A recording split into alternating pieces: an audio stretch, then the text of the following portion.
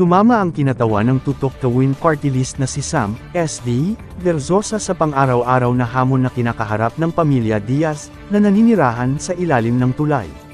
Pinatuloy ng pamilya Diaz sa kanilang tahanan si Kong Verzosa at isinama sa pangangalakal ng basura sa ilog at pagtitinda ng sampagita. Sa pagsama ng TV host at public servant sa pamilya, hindi lamang natutunan ni Kong Verzosa kung paano gumawa ng sampagita kundi nasaksihan din niya ang sipag at tiyaga ng pamilya sa pangungulekta ng recyclables. Kabilang na riyan ang mga plastik at lata, mula sa mga basura na itinapon sa ilog na ibinebenta naman nila sa isang junk shop. Matagal na po kaming nagtitinda ng sampagita at nakakatuwa po na makita si Sir Sam na tinutulungan niya kami gumawa. First time niya daw po makita kung paano ito ginagawa, pahayag ni Melody.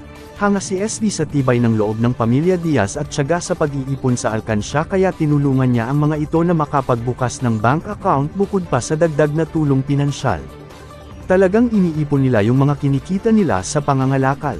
Nakakatuwa kasi nakikita mo yung saya at fulfillment sa paghulog ng mga bata ng barya sa alkansya.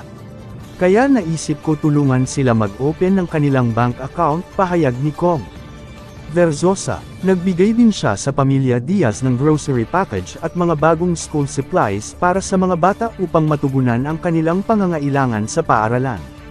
Napuno ng tuwa si Melody, sobra-sobra po ito Sir, malaking tulong po ito, parang nananaginip po ako. Bibigyan ko rin po mga kapitbahay ko.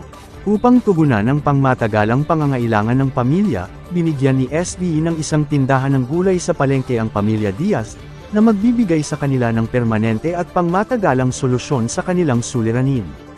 Dito po sa programa natin na Dear SD, pangmatagalang solusyon ang binibigay natin. Mahirap kasi yung magbibigay ka lang.